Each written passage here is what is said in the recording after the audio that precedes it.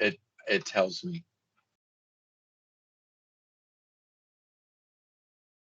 And that's why you're rolling. And I'm Rish. And we're live. Yeah, we are. Yeah, some good laughs in between episodes, and yeah, we wanted to talk about oil tankers. So, Rish, let's You talk about oil promised the tankers. people. You promised the people. Yeah, Our loyal follower. the people have spoken. The people shall The get. So, person. okay, for our 2 subscribers and the 3 We people love that both watch of the you show, immensely. we really do appreciate it. Tell And your as friends. promised. All right, As so I shall repent. I shall repent. So let's op- let's talk about the oil tankers. open it up, man. Come on. Well, um, You didn't even do an intro. um, Ugh. yeah, I want to start with over the last 12 months or so, an increasing number of incidents happened on sea involving oil tankers. And of course, when somebody says incident with oil tankers, everybody immediately thinks Exxon Valdez style. And yes, there have been collisions, tankers being out of control, drifting, tankers loading and unloading each other on the high seas, which is bloody dangerous. And the reason for that is undermining sanctions on one country or another. So, Rish, some more context to that. Yeah. Excuse me. So Russia's got a lot of oil. Iran's got a lot of oil. And when two of the largest oil fields on the planet are no longer allowed to travel outside their borders, well, those people that own those massive ships, well, they got a lot of vested interest in it. Some of them who are maybe a little close to their morals, or a little far away from their morals, or a little close to their debts being called in, I should say, as far as close to things, say, well, got this massive ship. I still got to move oil. What can I do? Well, countries that are being sanctioned by Western nations, in this case, Iran and Russia would be the primary ones because China has no oil to export nor fertilizer. So they just screw it. If something bad happens, something bad happens. Guys are trying to save their shipping businesses. People are saying screw the economy or the ecology if we have an environmental disaster, and the countries under sanctions are just doing whatever they can to buy weapons and food to keep their own populations from tearing them out of office before they can either win their war or hope for a ideological victory heavy enough to overweigh all the dead and try to stay in power. So basically, everybody's out for themselves. It ain't looking good. But the guys with the oil tankers normally are legitimate, business groups, investment firms, shipping magnates, things like that. But, the bigger ones do it too, but especially the smaller ones when it looks like you're going to lose your ships because all of your routes are now moved over to, sanction list, and you can't pick up new legal routes. Some people get desperate, and that's how the Well, money keeps flowing. And let's just say, but I will say this, it's a very thin line. Once you're taking illegal oil, it's a very thin line before you want to get paid on that return trip. Maybe it's some missiles, maybe it's some grain that the country needs to feed its yeah, population. Just saying, when you take that money to do something illegal going away from that country, yeah, it's a slippery it's slope very to bringing difficult to something move back. away from that. Well, it's But you difficult see, not to this bring is this something back. is Why get paid one way? You could get paid both sides of the trip. oh, you will get paid. And look, I think we can all agree on that. Sanctions have a limited, yeah, enforceability. The times are over where you can surround a country and prevent anything from going in or out. Yeah, that this no longer works. Now the other If thing it was is, possible, do you think America would still be having the war on drugs? If you could really stop everything, yeah, why can I buy cocaine cheaply here in Florida? Well, there are certain people that bring these kind of things into the country, but that is I think that is exactly the point. I mean, drugs is a different business, but it would be, the reason why oil became such a big business and such a big interest was that it started to be possible to economically move it from where it exists to where it is needed and wanted. So how many microchips fit in a kilo? that is Who knows what the future is? not on the level where it would be required. No, Okay. I don't think so. But how desperate are they getting?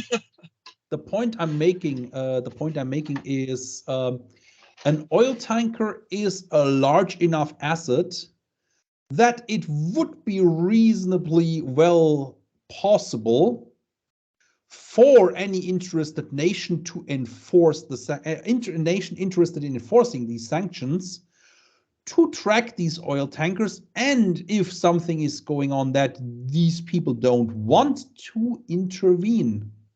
Yeah. What? So there's that. The insurance companies. There's no way that the ships are untraceable if they're insured. The insurance company will never go for that. There's two things I want to say about insurance. Number one of the things that's going on right now, and with no clear end yet, but I mean the end is clear, but it's not yet there. So it happens to be the case that for nations, for example, like the US, want to have that kind of data. So if you are an insurance business, why would you not hand over that data? You still want to do business with the US and other countries, right? So let's just say you knowingly or unknowingly give insurance cover to one of those ships that does something they shouldn't be doing. It will be very easy to shut down your business. You can register a ship in another harbor. Exactly. So what is going to happen then is that insurance companies will refuse coverage. And the way this kind of insurance works, it is basically controlled by the US and other Western countries. And it's basically the long story of all trade wars, not only the current ones. If you know what is good for you, you know what your decision is going to be. The same thing, basically going into finance for a moment, yeah. Basically, a Swiss bank was very blatantly told by US administrators, you will give us this and that data, or you will not do business in the US anymore. And that was the discussion, and the Swiss banking law was significantly altered since that, yeah.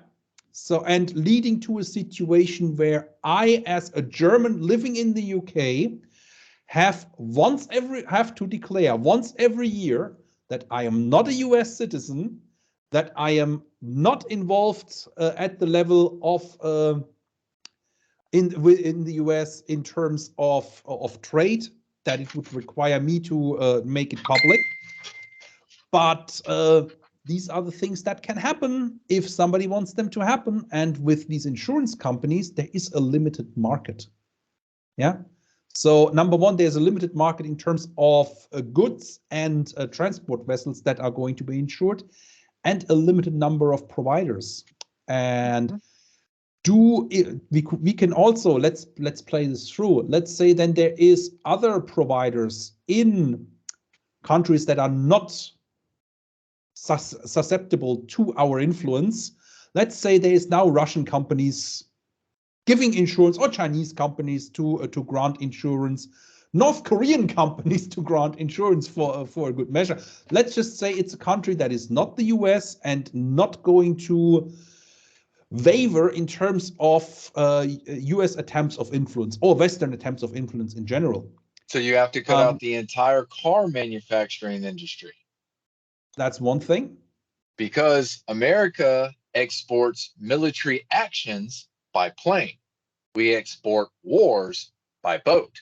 And when we're not delivering war to your doorsteps, we're leasing those to the car industry to move globalization, to move their, Priuses and Honda Civics and Kia Yeah. Sorrentos from You over see, there that's to over the here. whole thing. And The U.S. military says you're not using our vehicle carriers, our billion-dollar ships, unless you got a way to pay us back. Something go wrong, and that's the insurance. as soon as that would happen, where an insurance in a non-compliant country would be used for a certain ship or a certain No, industry, no. it would be refused from ever again. Yeah, having any coverage other than that. Not And only doing no, business, but we are no longer going to do business with your firm. that is exactly that's what I'm saying. Yeah. So this kind of thing is really, it has a very limited lifespan in my opinion, and it's just the amount of it happening not yet warrants any form of serious intervention. Not so serious intervention in terms of insurance is already on the way, and serious intervention in terms of, well, this is a tanker that does things they shouldn't be doing in areas where they shouldn't be doing it. Well, let's send over a squad of Marines to take that tanker into possession. Well, see, first you start off with what we call loading gun diplomacy. Loading gun diplomacy is, in this instance, you tell the owners of the ships, you can do whatever you want to do. While you're making your decision, I'll be over here loading my gun. Well, that's one way of saying it. Yeah, that's already. You see, No, just flat out. You can do whatever you want, but I'm just going to be right here. It's very, look, and this kind of thing is on that level very, very direct. As I was saying in another episode, when this war in Ukraine started, Putin was threatening everyone and their grandmother with nuclear war. He stopped doing that. Up until just a couple of hours ago, when he threatened the UK, because we are now delivering depleted uranium shells for the tanks. Yes, and they said it's of a nuclear nature. Great Britain is delivering with the Challenger 2, with the depleted uranium. It's of a nuclear nature or something. Yeah. It depends on who does the translation. Just to rile up people, which is bullshit. Yeah. Well, and China said, okay, well, the U.S. had it. Oh, if Russia's going to shake the cage, we'll shake the cage. Hey, that destroyer's in the wrong place. Yeah, it is of the same quality, and yes, obviously these shells have ecological implications. Yeah, don't want to talk about how messed up Iraq was, but the degree to what they are being used, the Ukrainians don't need these shells. Yeah, you shoot through a T-70 with a Challenger or an Abrams, you shoot through 2 T-72s and take out the third. So, and to be brutally honest, Russia doesn't have that many tanks anymore. They are now Ukrainian tanks. So, but yeah, you see, this is the kind of thing. It is really at the levels of the world, as you said early on. The world has decided not to be bullied anymore by certain people or countries. And now we are in the phase where that is being enforced, and the haggling back and forth, the bully still tries, yeah, because that's what they do. And it really is just a question, how hard do you have to slap someone on their finger for them to stop? Yeah, we all hope it's not too hard, but some people are hard of understanding. So, well, if you want to, what was when they discovered when they broke the code for Enigma, they said they had to do bloody algebra, right? Yep. Well, as an American, I can tell you through bloody algebra, you get about 40 years of peace per atomic weapon. Well, that would account for we are overdue, right? One or the other. Yeah. Just think of it. Okay, 1940, 1920, 23, or it's 2023. So Yeah. you get about 40 years of device used, not stored. Stored gets you about 3. Yeah. It is very, very well.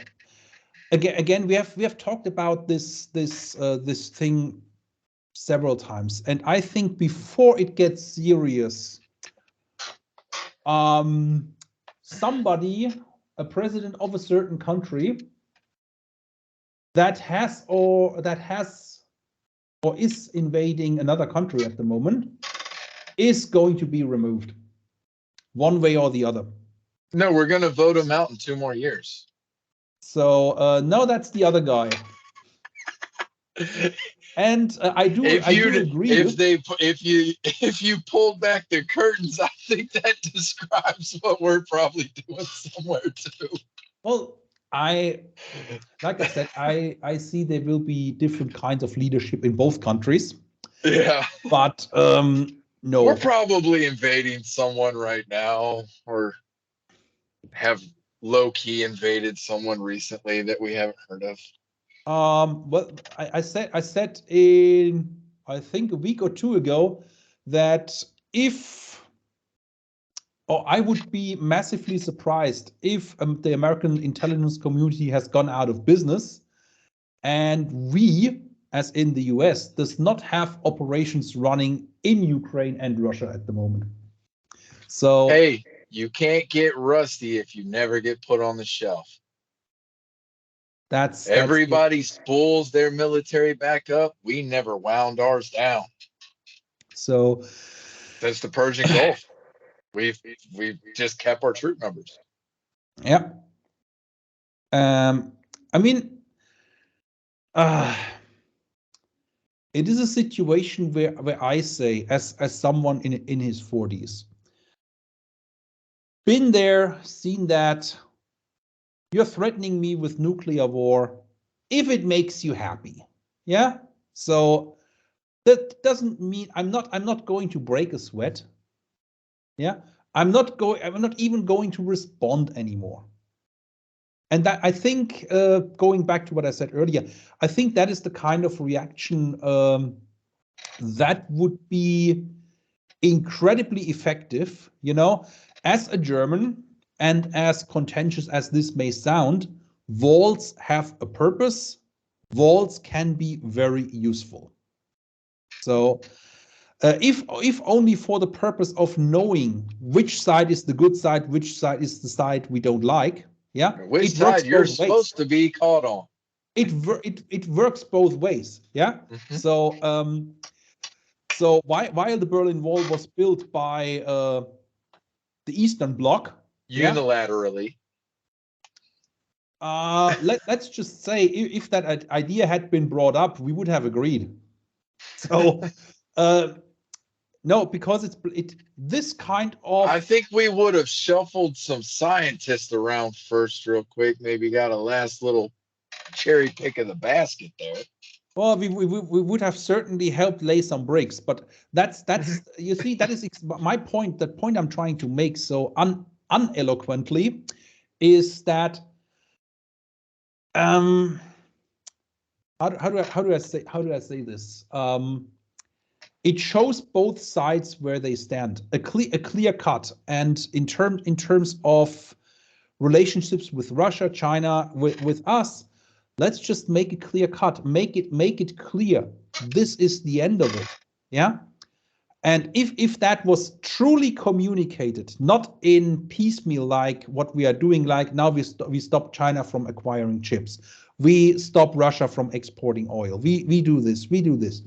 Let's make it clear cut. And we did this analysis, I think, right after the first wave of COVID. And the analysis is, yes, it would be not really nice for us, but it would be much, much worse for the other side. And in the kind of logic the other side employs, that is a good enough reason to do it. So let's put it that way. We now have a situation where very few people buy stuff from China. Nobody buys from Russia. Or nobody, yeah? Nobody legally buys from Russia. And Chechnya. Chechnya buys from Russia. And look, let's go through Not this. that they're a sovereign nation, I know, but I see their sovereignty. What we said, China is buying Russian oil. Number one, for how long will that oil flow? We said it already. It's held together with duct tape and prayers. Yeah. So the other thing is, how much oil does China really need? How much oil can they afford? Their own economy, they have admitted for I don't know how many months in a row that their imports are and their exports are crashing. The imports are going down and down and down and down. So the oil imports are what we call an early indicator in economics. When you import less oil, when you use less oil, your economy is going down. No matter if it's an American economy, a German, or a Chinese economy. That is basically a natural law for a 20th and 21st century economy. So direct indicator. Yeah, very direct indicator. Now these imports are going down dramatically. Yeah, ports are clogged up. Nobody is exporting from China.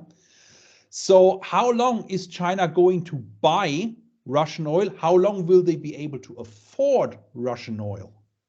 So both are in a bit of a pickle because they supported the wrong team.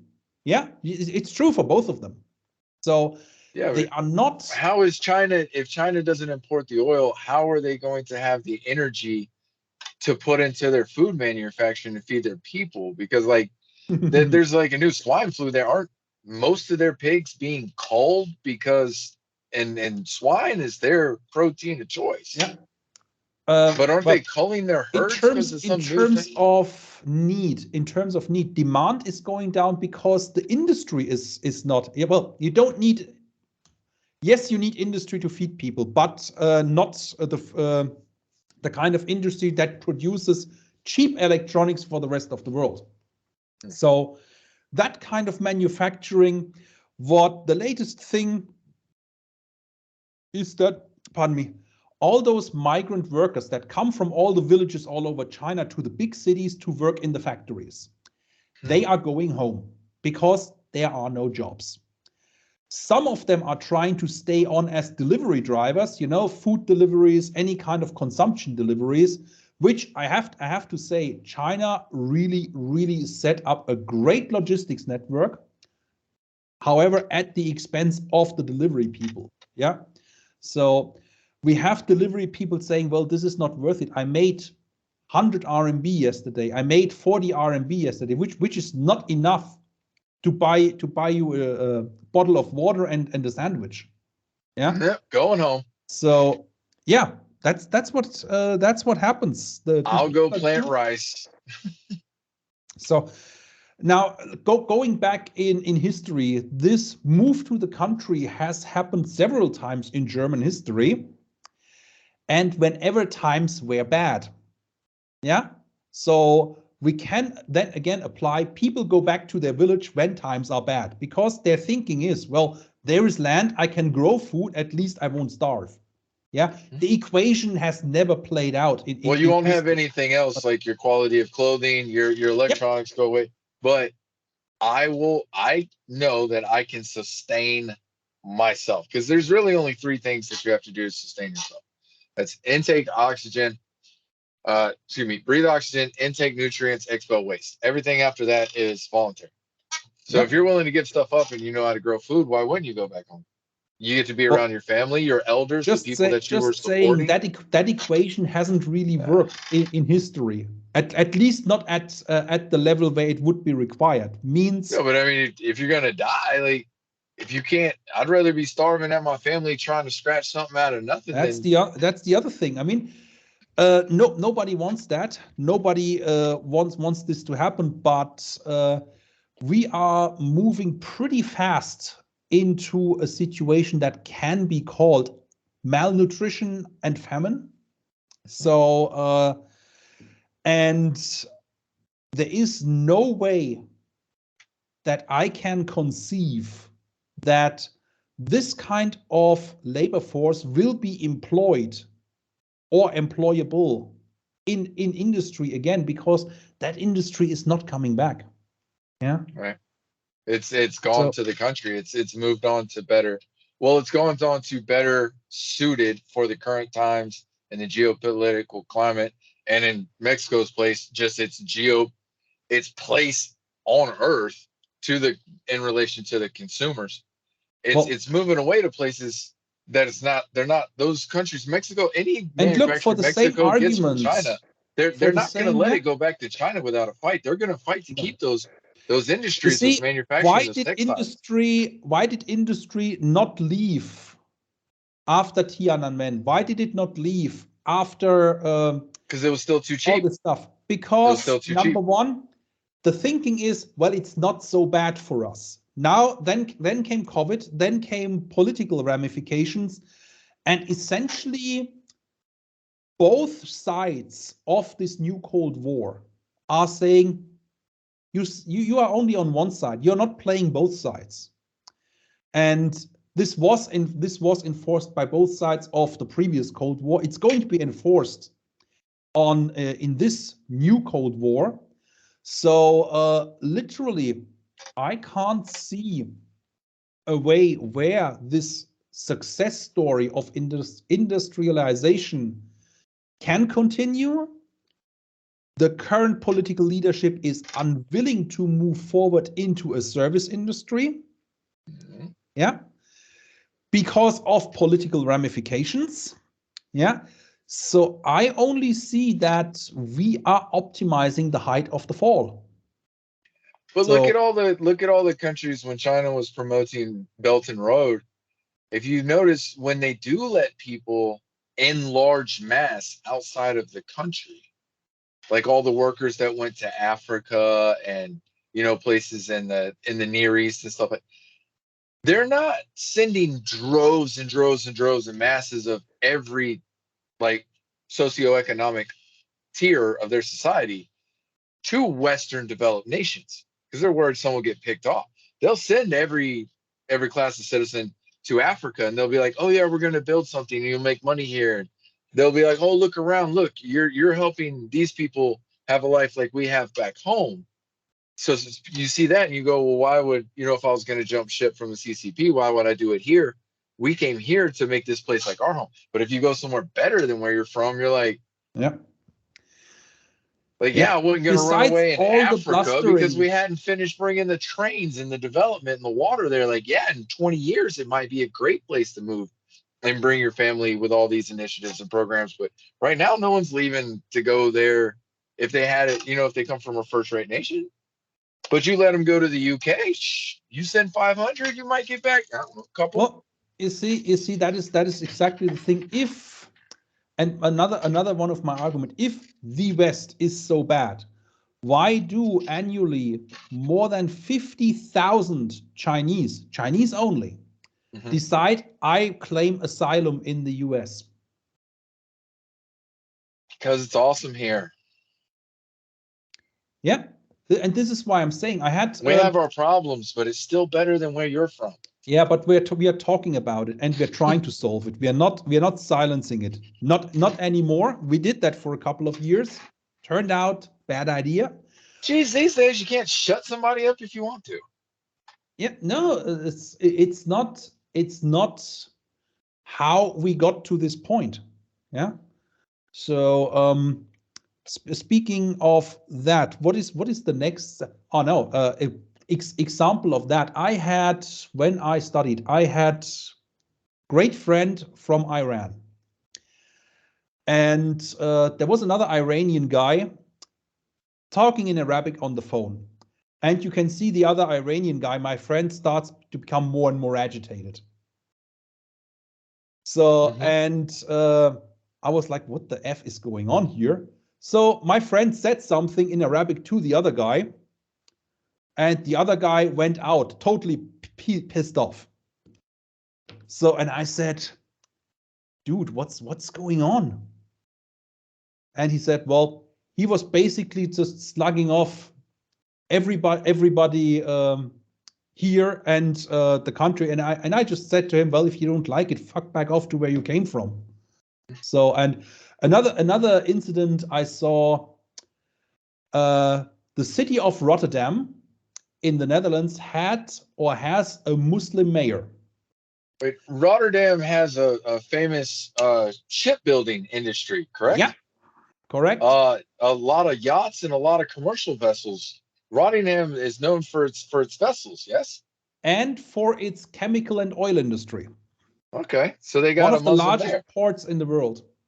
So is he from the Netherlands? Is he? What's his deal? He is originally, I think, from Morocco, but Dutch citizen now. And when he was re-elected as a mayor or elected as a mayor, he said to all my fellow Muslim friends, if you don't like it here, if you don't like the program you're being served here, you can go back to where you came from. That's not a problem. Yeah. So, and really the kind of thing, and what I noticed is the people that are genuinely interested in going somewhere, making a life, making something better of themselves, for themselves, are the people that end up very, very outspoken when someone from their own, with their own background, comes to the same place and starts talking smack. But see, I'm an example of that. Yeah. If you think about it, so I've lived in, Sacramento, California, the capital of California. I've lived in Houston, Texas, Dallas, these huge, huge cities all across the US and Canada. I moved from a big city in Florida as my permanent residence to a very small town. I live in a town of just barely over 5,000 people when I used to live in a city that had 4 million. Now, when I want, and this is how I'd rate it, when I want big city stuff, I don't talk to my neighbors and say, hey, we don't have this restaurant. Do you think we should try to get this restaurant to come to town? Do you think we should get this one? Do you think we should get this? Oh, hey, we don't have this store. Do you think we should get this store? I don't ever go. I go to the big city. Yeah. And I go do that. No place is perfect. Because if I want to do stuff there, I moved away from there for everything that it wasn't. Now, is there still conveniences, things I miss about, the situation that I'm used to being in? Of course. Or that I'd come to know, the big cities. But I can go there, I can experience those things, and then I can come here and appreciate this for what it is, and not try to turn it into something that I specifically left because of its problems. Look, I moved permanently to the UK. Is everything perfect here? No. And it took me a while to adapt. Look at your parliament. Well, no, it's I had to adjust myself as well, and it is just like that. No place is perfect. There's things I totally disagree with here. There's things I totally disagree with in Germany, by the way. But the point is, I have the things that I like. Yeah, the things that I like doing are here. So I wouldn't be able to do the job that I'm doing right now in Germany. I might be able to do it in another country, who knows? But that place has to be attractive for me. Yeah, and not only throw a larger salary at me, because I have moved from one country to the other multiple times now. I have moved around the world twice. Yeah, to China, back from China. So I know how much hassle it is. I know how much time it takes to just land and adapt. Yeah, even with the best intentions from both sides. So really, it is, as you say, appreciate what you have at the given situation, and when that is not the case, move on. Yeah, don't shit on others. Don't shit on your own bed. So just move it. Mm-hmm. Yeah. Hey, wrap it up. Yep, I would say so. That was part 2. That was part 2. We're not gonna talk about oil tankers in the next part, but about We actually did talk about oil tankers this time, though. For yeah, sure. we did. A bit like longer, yes. 100% sure. Well, I would say that is a great place to say Rish over there is going to take another break. And that's Roland, and keep tuning in. We got some stuff coming up about Florida state laws and also Africa. Got some more stuff coming up about Africa. Intrigued as I am, I shall return as well. See you all on the next one. Later.